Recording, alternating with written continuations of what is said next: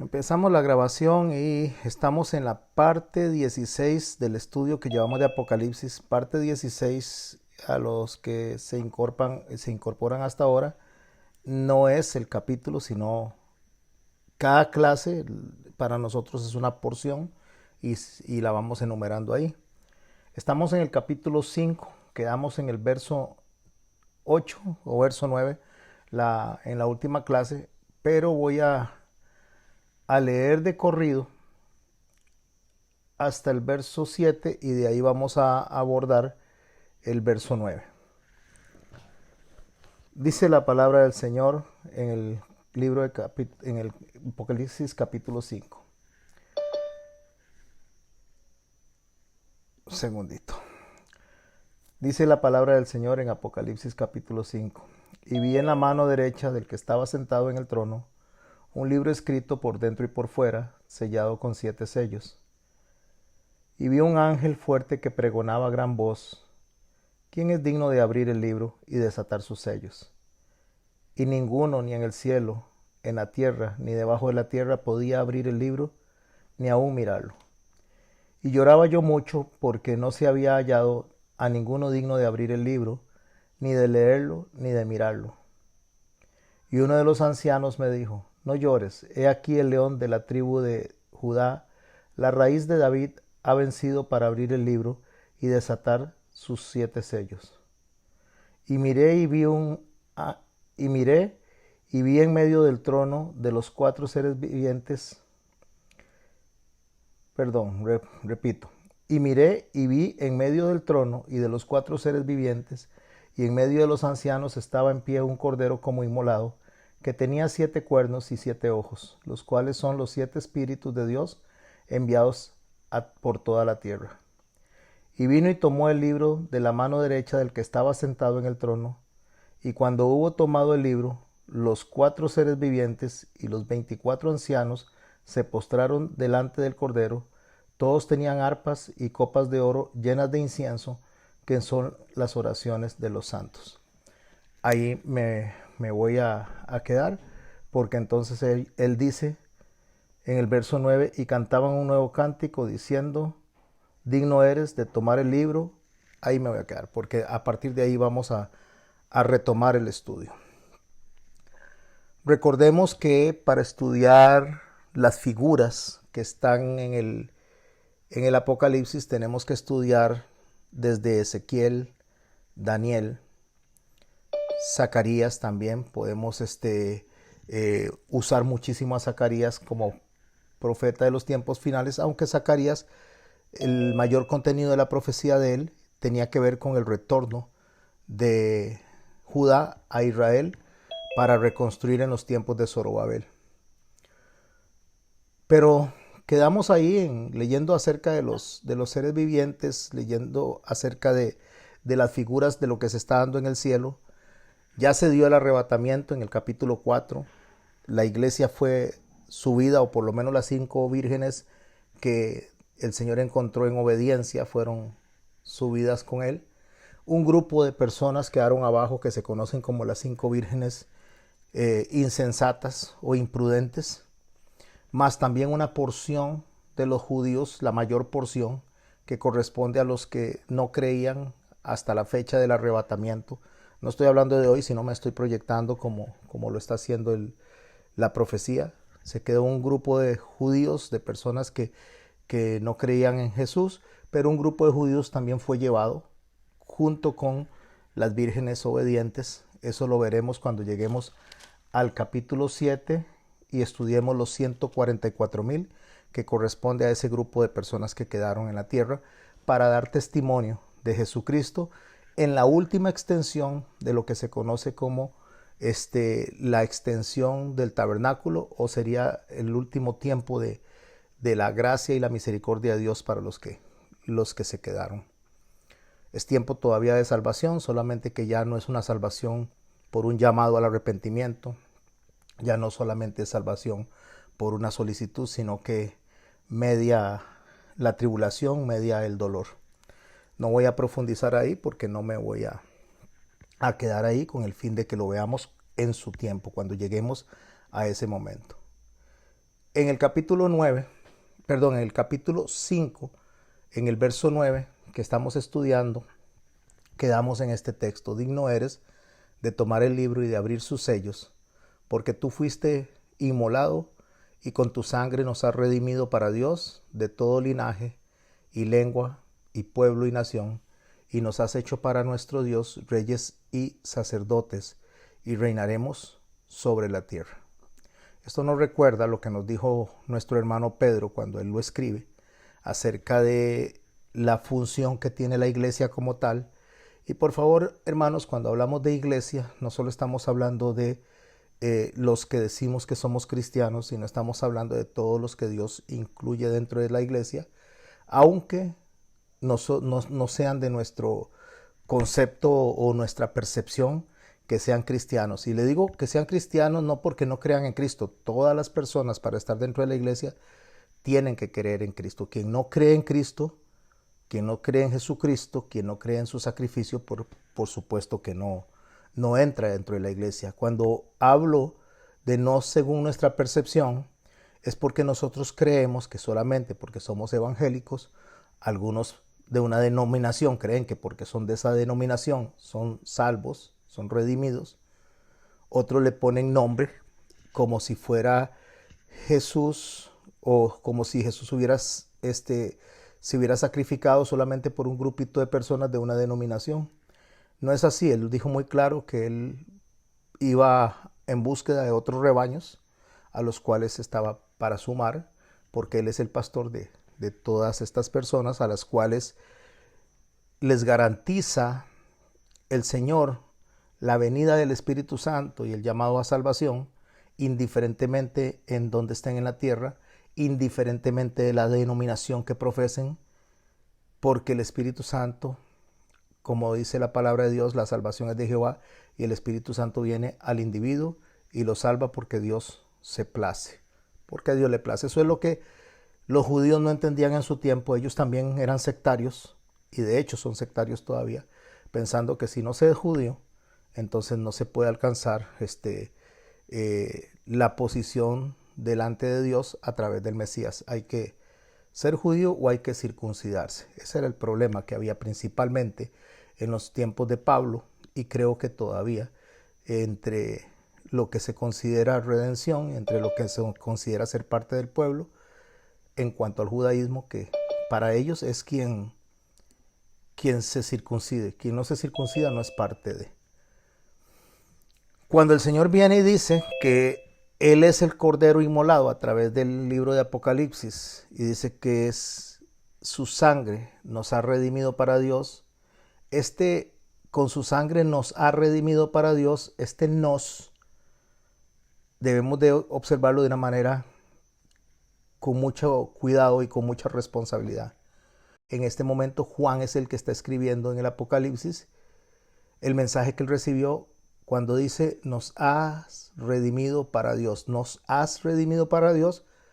Ya no solamente habla de los gentiles, sino que dice que es de todo linaje, lengua, pueblo y nación. ¿Para qué nos redimió? Para hacernos reyes y sacerdotes, para reinar sobre la tierra. ¿Reinar sobre la tierra cuándo?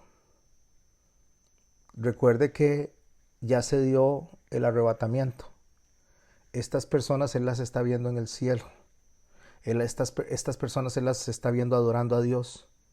Por lo tanto, cuando hablas sobre reinar sobre la tierra, es una vez que el Señor haya restaurado toda la tierra, para junto con Cristo reinar sobre ella. Porque ahí es donde hay un antes y un después. Pero ¿de dónde salieron todas esas personas que Él está viendo? Salieron de todo linaje, lengua, pueblo y nación. ¿Qué es de todo linaje, lengua, pueblo y nación? Cuando el Señor es crucificado, Poncio Pilato, quien era el procurador romano que decidió el ajusticiamiento de nuestro Señor, manda a poner sobre la cruz un rótulo que decía, me disculpan si no lo pronuncio bien, no hablo latín, pero decía Jesus Nazarius Rex Judaeum, así, Judaeum.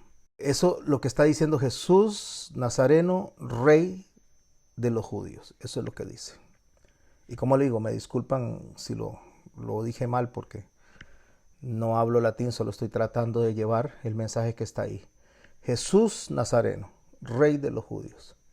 Y él lo pone en 3 idiomas, como lo estamos viendo en la imagen. Él lo pone en hebreo, lo pone en griego y lo pone en latín. ¿Por qué? Porque ese era el idioma, o eso eran los idiomas que tenían la predominancia en ese momento que se hablaba. Recordemos que Israel y todo lo que es esa zona había sido conquistada por diferentes imperios. Estos imperios están desde los tiempos en los cuales Daniel lo narró.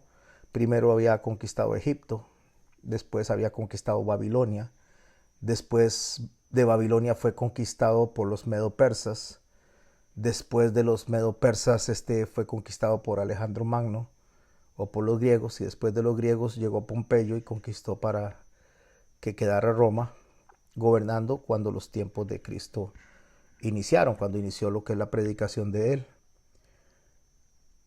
Entonces ahí se hablaban varios idiomas, se hablaba arameo galilaico, se hablaba arameo, se hablaba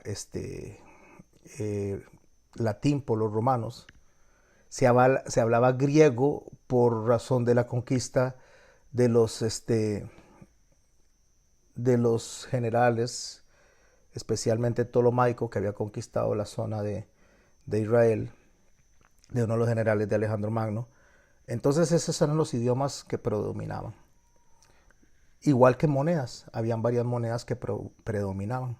Había como una especie como de transición en la cual se habían absorbido todos los idiomas y tanto las culturas, y esto significaba la representación de todas las naciones o la representación de la humanidad. Cuando en el templo se acercaban a adorar, lo dije creo que en la clase pasada, cuando en el templo se acercaban a adorar las personas, había un atrio para los judíos, había una sección para los gentiles, había una sección para las mujeres, pero entre la zona de adoración de los gentiles y donde entraban los judíos a adorar, había un rótulo que decía en esos mismos 3 idiomas: no pasar de aquí so pena de muerte. O sea que si la persona no era judía, no podía entrar a adorar a ese atrio y acercarse justamente a la zona donde los sacerdotes se ofrecían los sacrificios. Tenía que permanecer en un atrio más afuera. Cuando el Señor muere y se rasga el velo, recordemos que está ese rótulo que dice: no pasar aquí so pena de muerte, pero en la cruz hay otro rótulo que dice: Jesús Nazareno, rey de los judíos, en los 3 idiomas. Lo que hace es que simbólicamente se abre la puerta para que toda la humanidad, representada en esos 3 idiomas, en esas 3 lenguas, toda la humanidad puede accesar al Rey al Padre, a través de Jesucristo. Cuando dice que de todo linaje, lengua, pueblo y nación, que es lo que Juan está viendo, linaje se refiere a la descendencia o a la familia de donde viene. Entonces, esto es lo que nos conecta a nosotros, es a una promesa que el Señor hizo a Abraham cuando salió de Ur de los Caldeos, que en Abraham iba a venir una bendición que iba a alcanzar a todas las familias de la tierra. Entonces ese rótulo que se puso sobre el Señor Jesucristo, ese mismo rótulo que simbolizaba el poder accesar directamente al trono de la gracia a través de la sangre de Cristo, es lo que está viendo Juan en el Apocalipsis. Está viendo el acceso no solamente de judíos, está viendo el acceso de todas las familias de la tierra con posibilidad de acercarse al Padre a través de Jesucristo. Eso es lo que está viendo en los cielos. Entonces, de toda esa gente que está ahí, o sea, toda esa gente salieron de todos los linajes, de todas las familias de la tierra. No solo de una familia, no solamente de la familia de políticos o de la familia de católicos o de la familia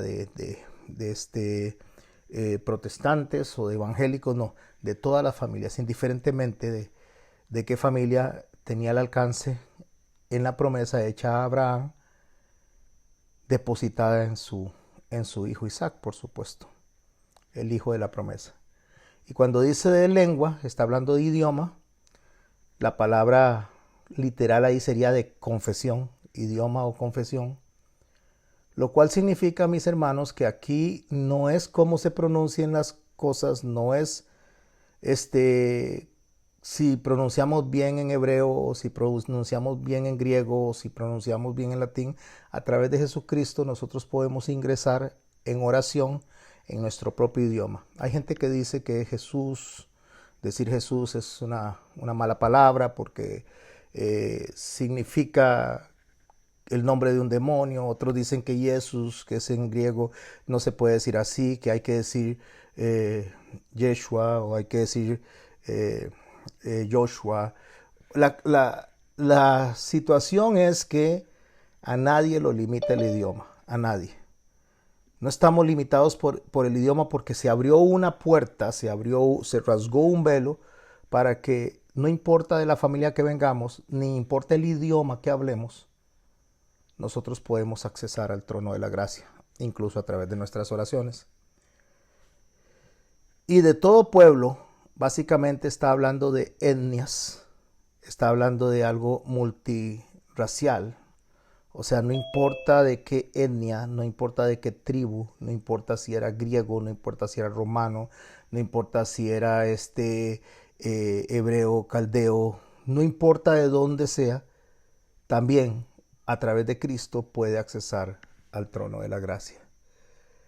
Y cuando habla de nación, está hablando de gobierno como tipo o del país también. El gobierno, me refiero al sistema de gobierno y también al país en la cual se ejerce ese gobierno. Lo cual, si nosotros lo hablamos de una manera un poquito más simple, más sencilla, podríamos decir que lo que el Señor está mandando es un mensaje de universalidad en cuanto a la llamada de Cristo al arrepentimiento. La llamada para accesar al trono de la gracia, la llamada para accesar al Rey. Ese es el mensaje que está haciendo Juan cuando él dice que de todo linaje, lengua, pueblo y nación. Pablo en Gálatas nos abre un poquito más el entendimiento cuando escribe en el verso 24, capítulo 3 de Gálatas, dice: de manera que la ley ha sido nuestro ayo. La ley, cuando él está hablando de la ley, tenemos que tener cuidado como la gente viene y toma el concepto de ley. Porque por lo general se toma el concepto de ley como algo que es meramente legal, como algo meramente que tiene que ver con la legislación de las leyes, pero la palabra que nos enseña a nosotros el Señor a través de Pablo es de la instrucción, es instrucción en general. En la Biblia tenemos poesía, en la Biblia, y voy a hablar principalmente de lo que ellos estaban viendo como escritos, que era el Antiguo Testamento, porque cuando Pablo estaba escribiendo esto, cuando el Señor Jesús hablaba de la ley, hablaba del Antiguo Testamento, básicamente, no existía el Nuevo Testamento en ese momento. Pero cuando Pablo menciona la ley, está mencionando poesía, está mencionando historia, que está en el Antiguo Testamento, está mencionando ley como tal, legislación, mandamientos, está mencionando parábolas que se dan también en el Antiguo Testamento, está mencionando diferentes narrativas, o sea, hay muchos géneros literarios que se encuentran en el Antiguo Testamento. Entonces, cuando el Señor menciona la ley, cuando los apóstoles mencionan la ley y cuando los escritores bíblicos mencionan la ley, está mencionando un compendio de libros, un compendio de géneros literarios. De manera que la ley, eso es lo que está diciendo a él ahí, ha sido nuestro ayo. Ayo era un hombre que se le asignaba una tarea para educar a los hijos de un rey, a los príncipes. Entonces el ayo, que era la guía, que era quien enseñaba a los jovencitos, a los niños, cómo ser reyes, entonces en ese momento era la autoridad de esos niños. Pero resulta que cuando el niño está en formación, aunque sea príncipe, él debe de obedecer a ese tutor, a ese ayo. Y tiene que hacer lo que el tutor dice y lo que el ayo dice para poder llegar en algún momento a ser rey. Entonces Pablo, cuando escribe a los Gálatas, le dice que esa ley ha sido la guía, ha sido el tutor para llevarnos a Cristo. Que el Antiguo Testamento en sí fue el tutor que nos fue dado para poder llegar nosotros a conocer a Cristo. ¿Con qué propósito? Con el propósito de que fuésemos justificados por la fe. O sea, la ley en sí, el Antiguo Testamento, y le voy a sumar el Nuevo Testamento también, la Biblia en su totalidad no nos salva. La Biblia no salva a nadie. La Biblia es el tutor, la Biblia es el guía, la Biblia es la que nos enseña a nosotros a conocer a Cristo, lo que Él quiere, lo que Él no le gusta, lo que sí le gusta y por supuesto lo que al Padre también le gusta o no le gusta. Por eso el Señor Jesucristo dijo que la vida era conocer al Padre y conocer al Hijo, pero conocerlo no de una manera intelectual, sino de una manera relacional. Y para eso está escrita las Sagradas Escrituras, para poder llevarnos a eso, para que seamos justificados por la fe. Aquí tenemos que separar esto. Entonces nos lleva a Cristo para ser justificados. Ser justificados es salvados. ¿Salvados por qué? Salvados por la fe. ¿Fe en qué? En que Cristo es el que murió por nosotros para que podamos ser redimidos. No olvide que estamos en Apocalipsis, solamente que estoy sentando las bases de todo linaje, toda lengua, todo pueblo y toda nación para poder continuar leyendo el Apocalipsis. Pero venida la fe, o sea, venida ya el conocimiento que tenemos a través del Espíritu Santo, sellados por el Espíritu Santo, ya no estamos bajo ayo. O sea, lo que él está diciendo no es que está desechando esa instrucción, no es que está desechando ese tutor, sino que ya ese tutor no tiene la relevancia porque ya el tutor es el Espíritu Santo. Y el Espíritu Santo es el que nos trae fe a nosotros, nos guía a nosotros a Cristo. Por eso es que él dice, ya no estamos bajo el ayo, bajo ese tutor, pues todos, y préstele atención a ese todos, pues todos sois hijos de Dios por la fe en Cristo Jesús, pues todos. Ese todos es el que tenemos nosotros que tener mucho cuidado a la hora de presentarlo. En la palabra de Dios, en Juan 3:16 dice, por cuanto todos pecaron, están destituidos de la gloria de Dios. Perdón, en Juan 3:16 dice, de tal manera amó Dios al mundo, que todo el que en él cree no se pierda, mas tenga vida eterna. Vamos a leerlo para que lo hagamos más a la palabra y no hacerlo tan de memoria. Dice, porque de tal manera amó Dios al mundo, que ha dado a su Hijo unigénito para que todo aquel que en él cree no se pierda, mas tenga vida eterna. Todo, ahí hay un todo. Entonces el error de tomar este texto sin entender realmente la forma lingüística en que se conduce cada uno de los escritores bíblicos y desde el contexto tanto cultural como religioso, entonces metemos el todo como algo de cumplimiento universal en cuanto a la salvación. El deseo de Dios es que todos universalmente se salven, pero no todos universalmente nos vamos a salvar o se van a salvar.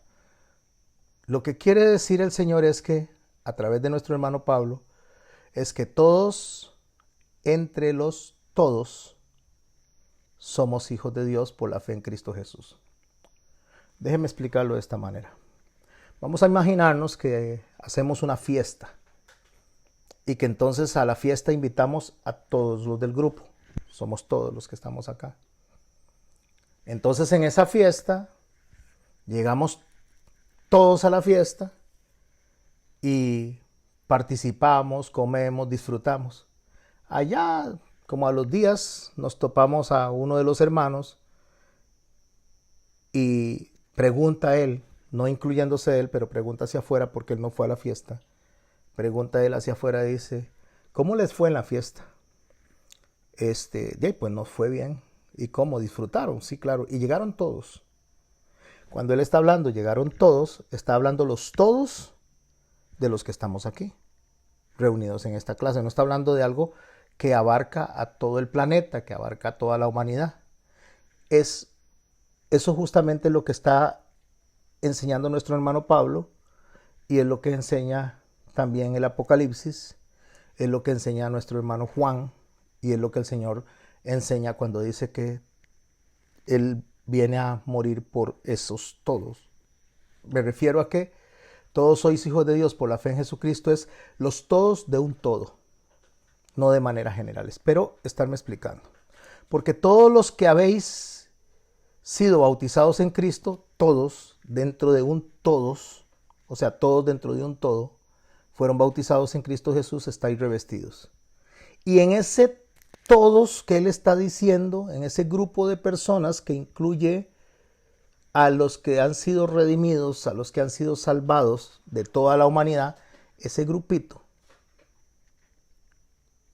a ese le dice ya no hay griego, no hay judío ni griego, no hay esclavo ni libre, no hay varón ni mujer, porque todos vosotros sois uno en Cristo Jesús.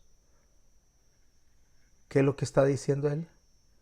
De manera un poquito más amplia está diciendo que fueron redimidos de todo linaje, lengua, pueblo y nación. Exactamente eso es lo que está diciendo. Lo mismo, nada más que utilizando otras palabras. Judío ni griego, esclavo ni libre, varón ni mujer, porque todos vosotros sois uno en Cristo Jesús. Y si vosotros sois de Cristo, ciertamente, aquí está la promesa que hablamos, linaje de Abraham sois y herederos según la promesa. ¿Qué significa heredero según la promesa? Bueno, de acuerdo a las reglas, a los requisitos que establece la promesa. ¿Y cuáles son los requisitos? Están debidamente descritos en los mandamientos que Moisés dejó dentro de lo que sí es la ley, dentro de la Torá y dentro de del compendio de libros que forman el Antiguo Testamento. Cuando nosotros leemos tenemos que tener muy claro y tenemos que tener mucho cuidado cuando interpretamos un texto. De hecho, cuando nosotros leemos un texto tenemos que ver también los hebraísmos y lo que es el mensaje que se dio según el tiempo y la cultura de la época. Para poner un ejemplo, en Costa Rica, nosotros ahora no se compra mucho, pero recuerdo cuando yo era niño, se iba a comprar para encender las lámparas, en la noche se iba a comprar algo que se le llamaba canfín. Y se traía ese combustible, se echaba en la lámpara, se ponía una mechita y se encendía y con eso se alumbraba la casa, con canfín. Pero resulta que cuando usted estudia esta palabra, el único lugar en el mundo donde se le dice canfín a ese combustible es en Costa Rica, no hay en otro lado. No hay en ninguna otra parte del planeta donde se le diga canfín, solo aquí. Y el nombre correcto del canfín, el nombre que venía en el envase es querosín. En realidad, usted va a otro lugar, usted va a otro país a comprar canfín y tiene que decir querosín. Pero resulta que cuando lo vendían en las tiendas, le ponían por fuera una leyendita que decía the best kerosene, es que me disculpan si lo estoy pronunciando mal, the best el mejor kerosene that you can find. You can find. You es usted puede find, encontrar. You can find. Entonces, como la gente le pasaba las mismas mías, que pronunciábamos mal, entonces la gente no le decía deme querosín, decía can find. Entonces le empezaron a decir can fin. Entonces vaya a buscar el can fin, porque era el can find. Y eso se quedó así. Pero resulta que no es el nombre del producto. Bueno, de esa misma manera nosotros tenemos que aprender a leer la Biblia, a leerla desde lo que ellos estaban entendiendo. Un ejemplo de eso es Isaías capítulo 9, para que podamos ver y tener mucho cuidado a la hora de que leemos los textos. En Isaías capítulo 9, cuando habla de nuestro Señor Jesucristo, la promesa de que Él va a venir a salvarnos, porque un niño nos es nacido, un hijo nos es dado, y el principado sobre su hombro, y se llamará su nombre admirable, consejero, Dios fuerte, Padre eterno, príncipe de paz. Lo dilatado de su imperio y paz no tendrá límite, sobre el trono de David y sobre su reino, disponiéndolo y confirmándolo en juicio y en justicia desde ahora y para siempre. El celo de Jehová de los ejércitos hará esto. Voy a agarrarme del verso 6 nada más y de la primera parte. Porque usualmente cuando la gente llega, especialmente a celebrar en ese mes, último mes del año, que no existían los tiempos de Cristo, que no existían los tiempos anteriores, porque diciembre no existía, los años eran de 10 meses para lo que era el paganismo. Y utilizan esto para pensar porque un niño nos es nacido, hijo nos es dado, entonces piensan solamente en el bebé, en el pesebre, pero no ven la magnitud del mensaje, o sea, la dimensión del mensaje. Porque aquí hay dos mensajes con una verdad absoluta. Cuando dice, porque un niño nos es nacido, está hablando del bebé que va a nacer. Ese es el primer mensaje, el niño que va a nacer. Pero el segundo mensaje es, un hijo nos es dado. Entonces no está hablando del bebé, está hablando del Hijo de Dios que va a ser depositado en ese niño. A ver si me explico. Porque un niño nos es nacido, el bebé, y un hijo, el Hijo de Dios, es depositado en ese cuerpo, en el cuerpo de ese niño. Entonces no es un mensaje solamente de un bebito, es un mensaje de Dios encarnado. Y cuando vemos el mensaje de Dios encarnado, tenemos que ver lo que sigue. Porque no es para quedarnos en el pesebre, no es para quedarnos dándole chupón al bebé, poniéndole pañales, sino porque fue que Dios depositó en el cuerpo de un niño, en este caso, bajo la concepción en el vientre de María, para que naciera Dios encarnado, o sea, Emmanuel, Dios entre nosotros, con un propósito. Y el propósito es que, y el principado sobre su hombro, lo cual significa que Él es el príncipe, Él es el que tiene el poder, Él es el que va a dirigir, Él viene representando al Padre, sobre su hombro, porque en el hombro se ponían las llaves para las personas que iban a administrar los palacios. Entonces lo que está diciendo es, él es el que tiene la potestad, Él es el administrador. Pero ese administrador, ese que tiene potestad, se le llamará a su nombre admirable, consejero, Dios fuerte, Padre eterno, príncipe de paz. ¿Por qué? Porque está hablando del niño que contiene al Hijo, que es Dios en sí mismo. No voy a seguir explicando Isaías 9, solamente lo que quiero llegar es a lo que determina el texto cuando dice que Él, ese niño, el Hijo de Dios que fue depositado ahí, vino para poder salvar a un grupo, a todos que salen de todo linaje, lengua, pueblo y nación. O sea, de la humanidad sale un grupo de personas que son redimidas por Él. Pero quiero concentrarme en la parte de todas las naciones. Porque cuando en la Biblia usted encuentra la tierra desde el concepto judaico y las naciones, es un concepto muy hebraico. Para ellos la tierra era Judea y lo que no era Judea eran las naciones. Para ellos el linaje era judío y lo que no era judío era Me'agoyin, o sea, eran gentiles, o sea, judío y todos los demás. Judío y gentiles, o la tierra, Judea y todo lo demás.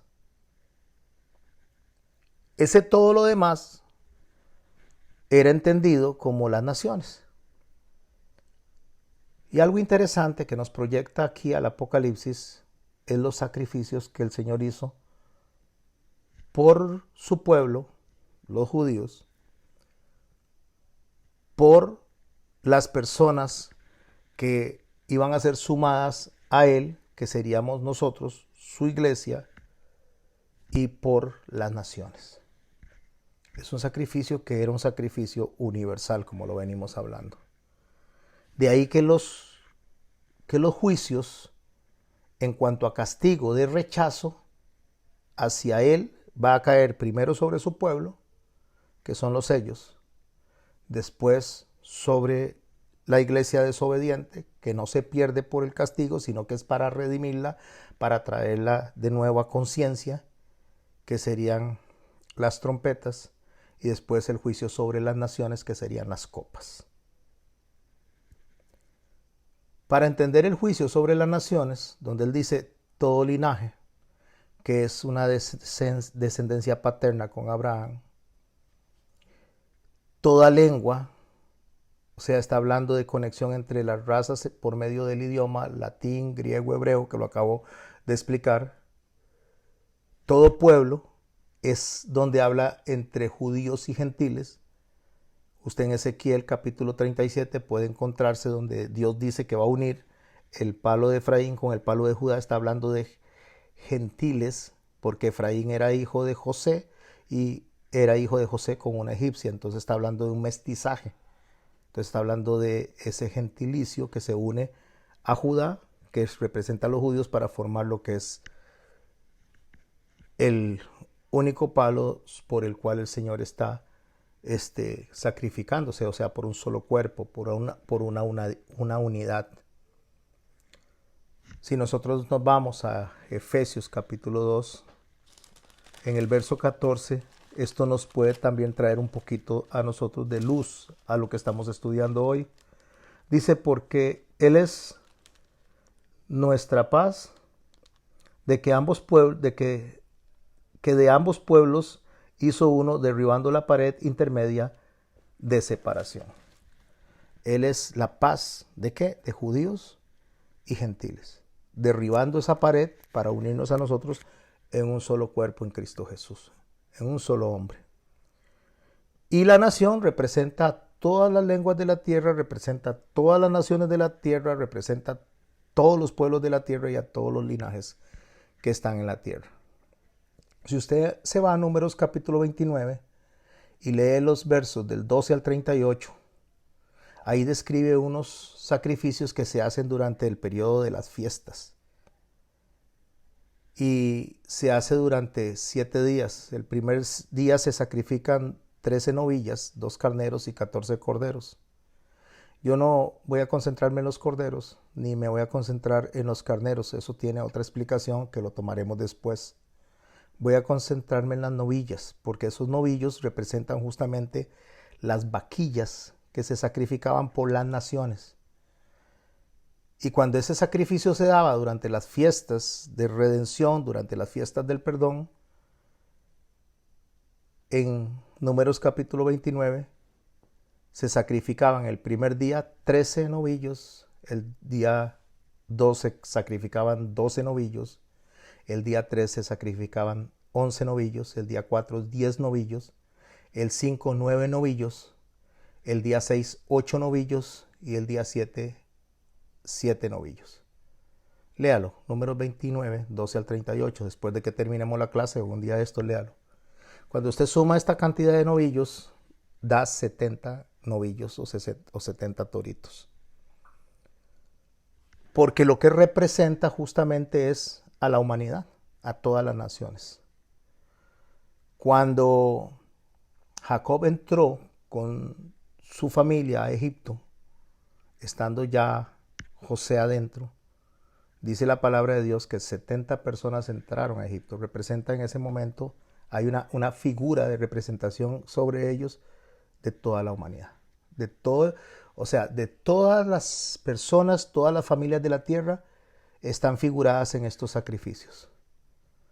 Por eso, mis hermanos y mis hermanas, cuando estamos leyendo de que el Señor hizo un sacrificio por todo linaje, lengua, pueblo y nación, ahí automáticamente debería de quitársele el orgullo a los judíos y debería quitársele el orgullo a los cristianos, porque nos incluye a todos. Incluso a las personas que ni siquiera en este momento están profesando el nombre de Cristo, que viven en otros lados, que están profesando otras cosas, porque cuando el Señor quiera salvarlos, si están incluidos dentro de su plan salvífico, los va a salvar indiferentemente de donde estén, porque la salvación es de Jehová. Él va a llegar y se va a presentar, y si tiene que presentarse él de manera física, él lo va a hacer. Él lo va a hacer como a él le plazca. Él lo hizo con Pablo, y él lo ha hecho con muchas personas que conocemos nosotros que nadie les ha predicado. Por eso cuando alguien se atribuye la salvación y dicen, ¿y qué pasa? Pero si yo no voy a África y si yo no voy allá, ¿cómo se va a salvar esa gente? Usted no se preocupe, el Señor va a salvar a los que tenga que salvar a como Él así lo quiera hacer. Volviendo a Apocalipsis capítulo 5, entendiendo lo que es todo linaje, toda lengua, pueblo y nación, Él dice, después de que dicta eso, dice, y miré y oí la voz de muchos ángeles alrededor del trono y de los seres vivientes y los ancianos, y su número era millones de millones. Ya hablé quiénes eran los seres vivientes. Después lo voy a profundizar un poco más, pero por ahora estamos hablando que los seres vivientes, lo que estaba viendo Ezequiel era la gloria de Dios manifestada en figuras. ¿Qué hacían estos ángeles alrededor del trono? ¿Qué hacían estos seres vivientes? ¿Y qué hacían todos esos ancianos que representan justamente estos dos grupos de personas? Porque eran 24 ancianos, 12 representan el judaísmo y 12 representan el cristianismo, que nace del gentil, hechos una corporación, hechos un solo cuerpo, hechos una sola congregación, delante del trono del que está sentado en el trono, delante del Cordero. Y estos ancianos, junto a todas las personas que están alrededor, porque no es algo que se sume de 1 a 12, aunque vemos 24 ancianos, está hablando de mucha gente. El número 12 es una figura y 2 veces es una figura. Eran millones de millones. O sea, esa es la cantidad que está viendo Juan, millones de millones. ¿Y qué estaban haciendo ellos? Decían a gran voz. Cuando usted escucha decir a gran voz, está hablando que están prácticamente gritando, están exaltados, están dando a todo lo que le da la voz. El Cordero que fue inmolado es digno de tomar el poder, la riqueza, la sabiduría, la fortaleza, la honra, la gloria y la alabanza. Hace poco estuvimos leyendo que Juan vio que estaba el Cordero y se puso a llorar porque no había nadie digno de tomar el rollo. No había nadie digno de abrirlo, ni siquiera de mirarlo. Y les expliqué en la clase pasada cómo funcionaba el rollo en cuanto a los sellos, para poder abrir el testamento y poder leerlo, a ver si se cumplió con los requisitos del testamento. Eso es lo que está pasando. Se dio el arrebatamiento, viene un juicio sobre la tierra que inicia en el capítulo 6. Vienen 3 juicios sobre la tierra que inician en el capítulo 6, y cuando se da el arrebatamiento, en ese momento no hay quien pueda leer los acontecimientos, porque no hay ningún no fiel ni digno de hacerlo. Y por eso yo lloraba este Juan.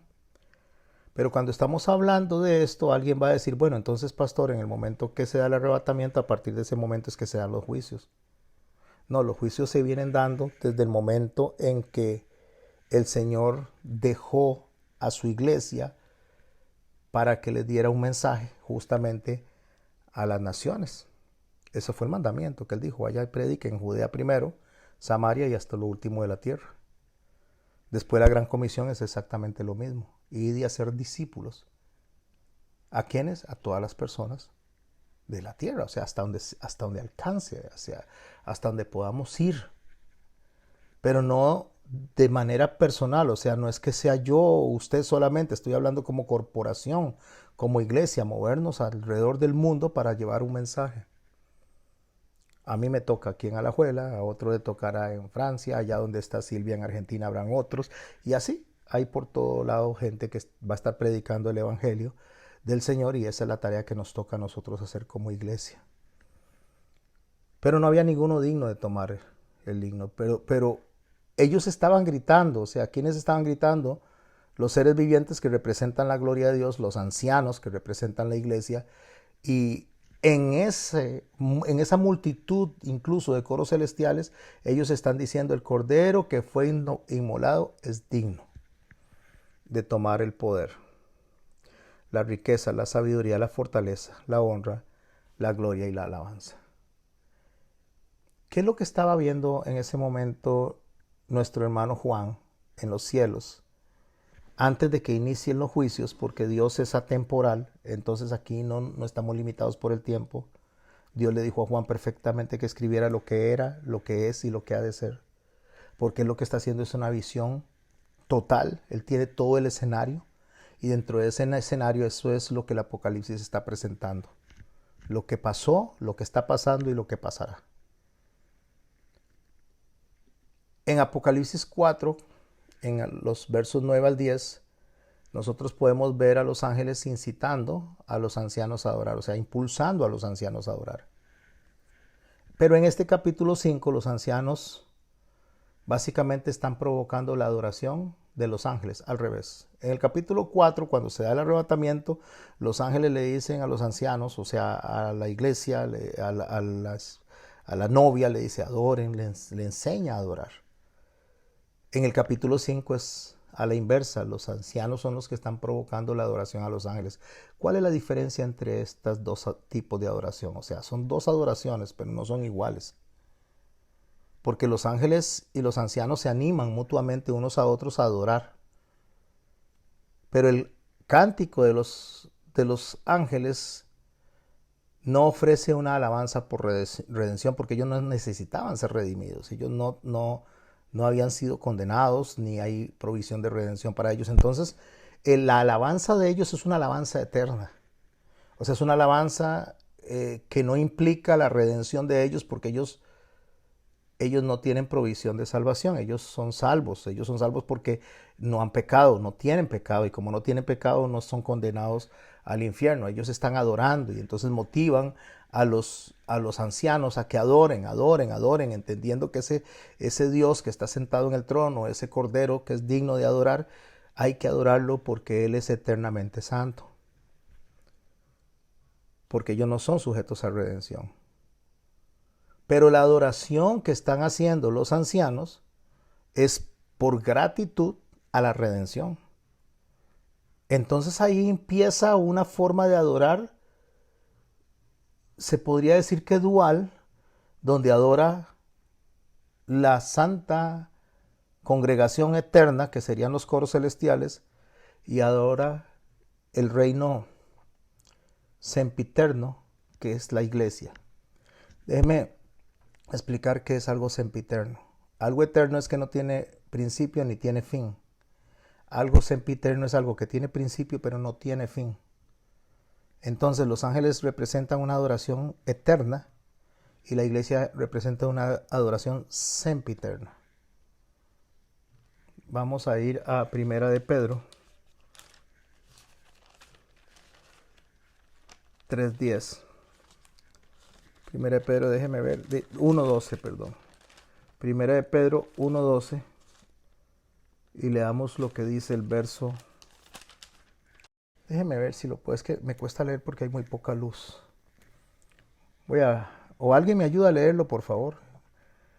Primera de Pedro 1:12. Ya lo leí, pero que me ayude a leerlo para que quede más clarito.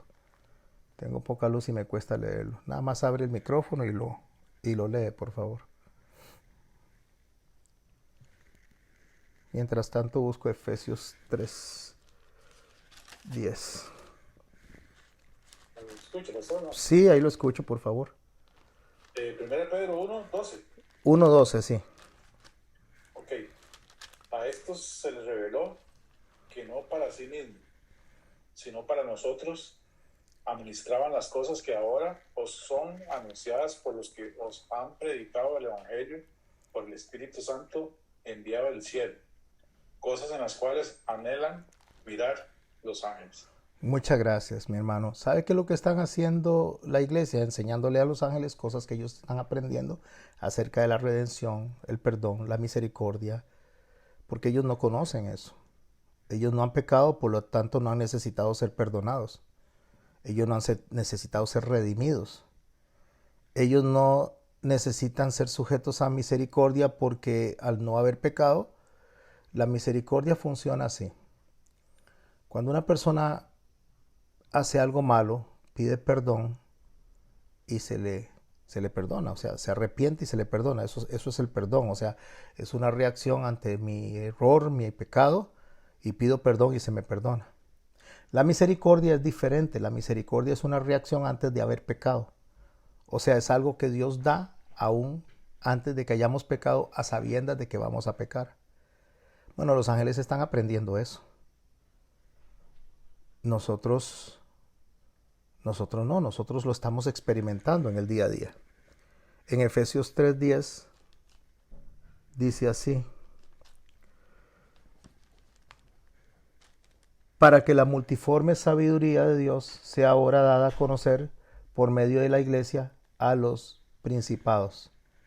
La multiforme sabiduría de Dios está hablando de justamente lo que venimos estudiando, que esta iglesia sale de todo linaje, lengua, pueblo y nación. Esa es la multiforme sabiduría de Dios. ¿Y qué es lo que hace también? Mostrarle a los ángeles. Los ángeles están aprendiendo de nosotros, están aprendiendo una adoración diferente. Y nosotros aprendemos de ellos adoración. Entonces nos enseñamos mutuamente. Ellos una adoración eterna que nos enseñan a nosotros, y nosotros mostramos una adoración sempiterna que nace a través de la redención, del perdón. Los ángeles lo que hacen es que pueden ver con claridad la obra de Dios y la redención en nosotros, hombres caídos. Cuando digo hombres, por supuesto que incluyo a mujeres. Y así que la respuesta que ellos dan es porque logran ver el poder, la riqueza, la sabiduría, la fortaleza, la honra, la gloria y la alabanza del Cordero en la iglesia. O sea, logran experimentar eso. Y nosotros de la misma manera podemos alabar a Dios por la manera en que Él obra en nuestras vidas y conociendo también la santidad de los coros celestiales. Eso es lo que está pasando en ese momento, eso es lo que está pasando en los cielos. Eso es el intercambio. Eso se conoce como el cántico nuevo. Eso se conoce como la alabanza que se está dando delante de Dios cuando nosotros leemos el capítulo 7, ahorita no lo voy a leer todo, pero cuando leemos el capítulo 7 de Apocalipsis habla de esos los 144,000. 144,000 y empieza a describir 12,000 de cada tribu. Pero cuando nosotros leemos las tribus dentro de los 144,000, no aparece una de las tribus, no aparece Dan. Perdón, no aparece Efraín, porque Efraín no se quedó en la tierra. Efraín fue llevado junto con las 5 vírgenes. Las 5 vírgenes componen justamente el cuerpo llevado de Cristo en ese momento, ascendido que es la novia, que son los cristianos y los judíos que conocieron a Cristo, que han sido redimidos por Cristo en ese momento. Y se queda un grupo de personas abajo que van a ser los que van a predicar. Esos son los 144,000 que se quedan sellados. Eso se va a dar después del arrebatamiento, que es como lo venimos leyendo. No es ahora, sino que es después de los que van a quedar ahí abajo, que se componen de los cristianos desobedientes, que no atendieron lo descrito por el Señor, que no mantuvieron el aceite extra en la lámpara, son esas vírgenes insensatas, pero componen también un cuerpo con esas tribus que se quedaron de judíos, que van a ser los 2 testigos después para predicar en el lapso de la gran tribulación. Pero cuando ellos están abajo, dice el texto que ellos están escuchando un cántico en los cielos Y lo que está pasando en los cielos es lo que leímos en el capítulo 4 y capítulo 5. Es una fiesta que se está dando en los cielos. Entonces lo que sostiene que ellos logren sostenerse en medio de la tribulación es lo que están oyendo en los cielos y solo ellos los pueden oír. Nadie más los puede oír, solo ellos lo pueden oír. A ver si encuentro el texto donde habla del cántico nuevo. Dice el verso 9 de Apocalipsis 7. Después de esto miré y aquí una gran multitud, la cual nadie podía contar, de todas las naciones y tribus y pueblos, lenguas, que estaban delante del trono, en la presencia del Cordero, vestidos de ropas blancas y con palmas en la mano. Y clamaban a gran voz diciendo, la salvación pertenece a nuestro Dios, que está sentado en el trono, y al Cordero, y a todos los ángeles que estaban en pie alrededor del trono, y a los ancianos, y a los 4 seres vivientes, y se postraban sobre sus rostros delante del trono y adoraban a Dios, diciendo, amén, la bendición y la gloria y la sabiduría y la acción de gracias y la honra y poder y fortaleza sean de nuestro Dios por los siglos de los siglos. Amén. ¿Qué es lo que están haciendo ellos? Ellos están cantando en los cielos, están haciendo esto en los cielos. Pero resulta que un grupo se quedó abajo, esos 144,000 está abajo, que representan, como le digo, una congregación. No es que vamos a sumar 143,000 más 1,000, sino una congregación. Pero son millones, es muchísima gente. Y esas personas que están abajo están escuchando ese cántico que se está dando en los cielos. Voy a irme al capítulo 14 del libro de Apocalipsis, el verso 1. Escuche por favor. Después de esto miré y aquí el Cordero estaba en pie sobre el monte de Sión y con él 144,000 que tenían los nombres de él y el de su padre escritos en la frente. Ese es el pensamiento, la forma de pensar según la voluntad de Dios y la voluntad de Cristo. Dice, y oí una voz en el cielo como estruendo de muchas aguas. Estruendo es juicio, se está dando dentro del marco que estamos estudiando, y como sonido de un gran trueno, y la voz que oí era como de arpistas que tocaban sus arpas, alabanzas, adoración, es lo que vimos allá en el capítulo 7, pero eso se está dando en los cielos. Dice, y cantaban, verso 3, y cantaban un cántico nuevo delante del trono y delante de los 4 seres vivientes y de los ancianos. Y escuche esta parte. Y nadie podía aprender el cántico sino aquellos 144,000 que fueron redimidos de entre los de la tierra. ¿Quiénes eran los únicos que podían oír ese cántico? ¿Quiénes son los únicos que podían seguir esas alabanzas que se dan en los cielos para darles fuerza para poder llegar hasta el final? Ese grupo de personas, esos 144,000. Verso 13 del capítulo 5. ¿Qué era lo que ellos estaban oyendo? Lo mismo que estamos viendo nosotros ahorita que estamos en esa fiesta en los cielos. Eso es lo que está describiendo el capítulo 5. Verso 13 dice, y a todo lo creado que está en el cielo y sobre la tierra y debajo de la tierra y en el mar y a todas las cosas que en ellos hay, oí decir, ahí está el canto. Ahí está lo que se está haciendo, esa fiesta que está pasando en los cielos, que está impactando a los que quedaron en la tierra esperando justamente esa extensión de la misericordia, porque el Señor no los dejó para que se perdieran. El Señor no los dejó para que se fueran al infierno. El Señor los dejó para que pudieran limpiar, para que pudieran quitar todo lo contaminado que se habían dejado. ¿Dónde podemos ver eso? Si yo me devuelvo, antes de leer esto, me devuelvo a Apocalipsis capítulo 3, que ya lo leímos, lo podemos ver en la iglesia de la Odisea. Dice así en el verso 11 del capítulo 3 de Apocalipsis. Ya lo estudiamos, solamente que necesitamos hacer esta conexión, no lo voy a explicar todo, solo la parte puntual donde el Señor no quiere que sus hijos se pierdan, quiere que sus hijos se arrepientan. Escribe al ángel de la iglesia en la Odisea, he aquí el amén, el testigo fiel y verdadero, el principio de la creación dice esto. Yo conozco tus obras, que ni eres frío ni caliente, ojalá fueres frío o caliente. Está hablando de decisión, de determinación. O sea, o estás haciendo lo malo o estás conmigo. Pero no puede tener un pie allá y otro acá. O sea, tome una decisión, determine qué va a hacer con su vida. Pero por cuanto eres tibio y no frío ni caliente, te vomitaré de mi boca. Porque tú dices, soy rico y me he enriquecido y ninguna cosa tengo de necesidad. Y no sabes que tú eres un desventurado miserable, pobre, ciego y desnudo. Y da la advertencia.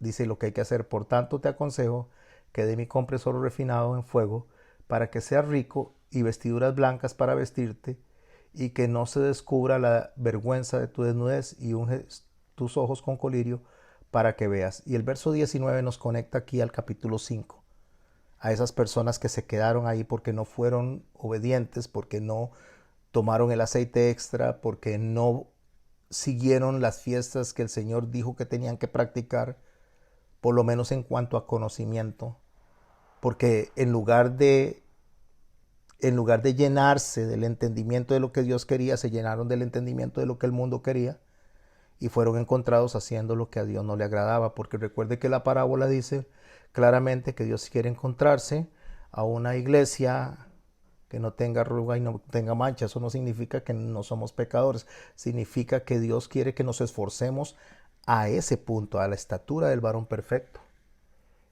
Y también Él desea no encontrar siervos que tengan de qué avergonzarse. Entonces viene y llama la atención de la iglesia, la Odisea. La iglesia es el tiempo en que estamos viviendo nosotros ahora. Y le dice en el verso 19, yo reprendo y castigo a todos los que amo. Sé pues celoso y arrepiéntete. Esas son las personas que están abajo. Ese es el grupo de 144,000. Esas son las personas que están pasando por esa tribulación. Porque cuando el enemigo se siente en el trono aquí en la tierra, cuando el enemigo empieza a hacer lo que él va a hacer para representar al dragón, que es Satanás, la gente lo que cree es que va a haber un caos. Al principio no. Va a haber paz, pero una falsa paz. El Señor dice que vendrán terremotos, guerras, rumores de guerras y que habrán pestes, pero Él dice claramente que este no es el fin, sino que cuando digan paz y seguridad, que no sé si usted ha oído las noticias, cuando digan paz y seguridad, entonces vendrá repentinamente el fin. O sea, ¿el fin de qué? ¿El fin de la humanidad? No, el fin del periodo de la iglesia. La iglesia, cuando digan paz y seguridad, cuando ya todo el mundo piense que está llegando a lo más bonito y que ahora sí, y sienten a una persona a gobernar al mundo, que dirija este planeta que no está muy largo de darse, entonces viene el fin. El fin es traspolar, o sea, es cuando una capa se monta sobre otra, o sea, cuando algo termina e inicia otra cosa, que es lo que está pasando entre el capítulo 4 y 5, antes de que inicien los juicios del capítulo 6. Y estas personas que están en el cielo, y dice que están delante del trono del que es digno, están cantando, están adorando. ¿Y qué están diciendo? Al que está sentado en el trono y al Cordero sea la alabanza, la honra, la gloria y el poder por los siglos de los siglos. Y los 4 seres vivientes que representan la obra de Cristo, los 4 seres vivientes que representan la gloria de Dios, así lo dijo Ezequiel, decían todos amén. Y los 24 ancianos que representan la congregación, representan la iglesia, se postraron sobre sus rostros y adoraron al que vive por los siglos de los siglos. Este postrarse sobre sus rostros, me encanta leerlo.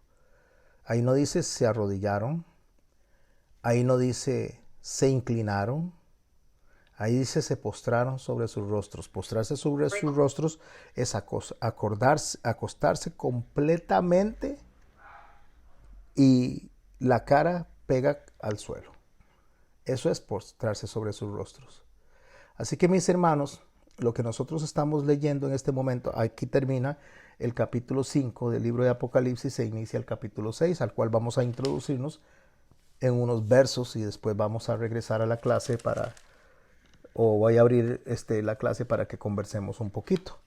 Pero aquí está el gráfico donde les puse desde el principio, donde en el capítulo 1 aprendimos del carácter del mensaje, del carácter del mensajero y de lo que él ponía como enseñanza a la congregación que está leyendo esto como un requisito de bendición, de esperanza.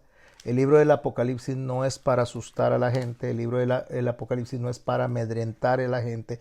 El libro del Apocalipsis lo que tiene es un mensaje tan lleno de amor, misericordia, que por eso empieza de la manera en que lo leímos en el capítulo 1. En el verso 3 dice, bienaventurados el que lee y los que oyen las palabras de esta profecía y guardan las cosas que en ella están escritas, porque el tiempo se acerca. Y en el verso 4 dice a quién le da ese mensaje, por eso es el carácter del mensajero, el carácter del mensaje y los destinatarios. Juan a las 7 iglesias que están en Asia, gracia y paz a vosotros, del que es, el que era, el que ha de venir, y de los 7 espíritus que están delante de su trono, y de Jesucristo, el testigo fiel, primogénito de los muertos, y el soberano de los reyes de la tierra, al que nos amó, nos lavó de nuestros pecados con su sangre, y nos bendijo, y nos hizo reyes y sacerdotes para Dios su Padre. A él sea la gloria y el imperio por los siglos de los siglos. Así inicia el capítulo 1. Después en el capítulo 2 y 3 es la llamada de atención al arrepentimiento a la iglesia de esos tiempos, a la iglesia que tiene que estar atendiendo realmente el mensaje de arrepentimiento y las instrucciones que se dejaron en este libro. Viene el arrebatamiento y acabamos de leer lo que se da en los cielos. Después de ese arrebatamiento, pueden verlo en el gráfico, entonces inicia el mensaje del capítulo 4 y 5 de lo que está pasando en los cielos. Después va a brincar hasta el capítulo 19 y después del 20 al 11 al 15, que son eventos de los cielos. Pero ¿qué es lo que sigue para nosotros? Una vez que vimos el mensaje a las iglesias, el llamado al arrepentimiento, y Dios nos pone primero el arrebatamiento antes que los juicios sobre la tierra, y esto es muy importante porque la gente está más concentrada en los juicios en la tierra, no que no se estudien, pero están más concentrados en saber quién es el anticristo que en saber quién es Cristo. Están más concentrados en saber cuál es la destrucción que viene en lugar de estar aprendiendo cuál es la edificación que hay que tener. O sea, está más concentrada la iglesia en el morbo que realmente en la santificación. Entonces, mis hermanas y mis hermanos, nosotros tenemos que leer el Apocalipsis de la misma manera que el Señor lo presentó. Primero, ¿quién soy yo? ¿Y quién es Dios? ¿Qué soy yo lo que estoy haciendo y cómo lo estoy haciendo delante de Dios y qué Dios me está demandando? Después, una vez que me doy cuenta de que estoy haciendo las cosas mal, las corrijo para agradar a Dios, para que me encuentre a mí como un siervo que no tenga de qué avergonzarse. Y cuando digo a mí, por supuesto nos incluye a todos, y seamos llevados a los cielos. Una vez que está pasando esos eventos en los cielos, de los cuales es que debemos de estar ocupados, estar ahí y no quedarnos, empieza a describir a partir del capítulo 6 en adelante, hasta el 18 y los capítulos 21 al 10, empieza a describir los juicios que se dan. ¿Cuáles son los juicios que se van a dar? Recuerde lo que les acabo de decir. Las fiestas nos enseñan a nosotros lo mismo que las aspersiones que se dan en el tabernáculo. Nos enseña a nosotros los juicios que van a ser traslapados uno sobre otro. ¿Qué es traslapar algo? Lo repito, traslapar es algo que se une con otro, pero no de manera secuencial, o sea, no es dice 1, 2, 3, sino como acabo de presentarles como se lee el Apocalipsis. Es una capa que se pone sobre otra. Eso lo vemos en el tabernáculo. En el tabernáculo hay 5 capas que se ponen una sobre otra, representan la misericordia de Dios, y cuando usted ve el tabernáculo desde afuera, usted ve una tela de tejón primero, y esa tela de tejón representa la maldad, representa lo feo de la humanidad, y eso es lo que nosotros vemos de afuera hacia adentro. Pero lo hermoso es que cuando llegamos al tabernáculo, en la parte de adentro, en el lugar santísimo, y donde está el lugar santo, usted lo que ve es de adentro hacia afuera y solo ve cosas hermosas, o sea, solo ve ese brillo, esos colores, ve el lino fino, no ve el tejón que se ve desde afuera, sino que se ve el lino fino, de adentro hacia afuera. Y mis hermanos y mis hermanas, eso justamente es el Evangelio. El Evangelio es que la mayoría de la gente se concentra en el morbo y el Señor está concentrado en nuestra santidad, en nuestra santificación. El Señor está concentrado en que representemos al Hijo en nuestros corazones de manera en que nosotros nos vamos traslapando en el tiempo. Traslapando es que nos vamos uniendo.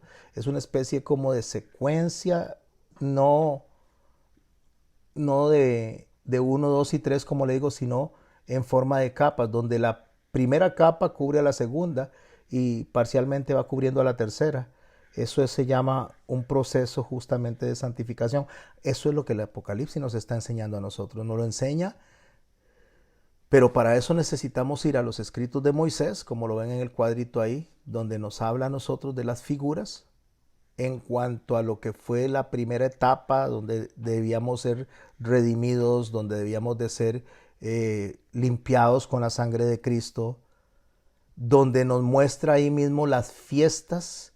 Cada una de ellas nos muestra un tiempo que nosotros estamos en la historia de la humanidad, para saber después en el cierre de todas las escrituras, cuando nosotros vemos en el Apocalipsis lo que el Señor nos dejó a nosotros como imagen de lo que nos espera, para que nosotros tengamos realmente la esperanza depositada en el mensaje. Voy a leer solamente estos primeros versos, estos primeros 2 versos, y voy a dejarlo ahí para que charlemos alrededor del tema, donde empieza ya el juicio. Y ahí es donde está el problema, mis hermanos, porque el error de la humanidad, bueno, no voy a decir de la humanidad, el error de la iglesia es que está esperando que pasen un montón de cosas que muchos predicadores están diciendo que no han pasado, y ya todo pasó. Nosotros estamos a las puertas ya de que el Señor venga. Nosotros estamos, si estudiamos correctamente el Apocalipsis, el Señor está por venir en cualquier momento. O sea, nosotros estamos en tiempos extra como iglesia. Ya lo que hace falta es empezar a ver no lo de los sellos. Los sellos, esos juicios ya pasaron. Nosotros estamos en la sección de las trompetas antes de las copas. Por eso tenemos que concentrarnos justamente en qué nos toca a nosotros y hasta dónde llega nuestra participación como iglesia en esta tierra.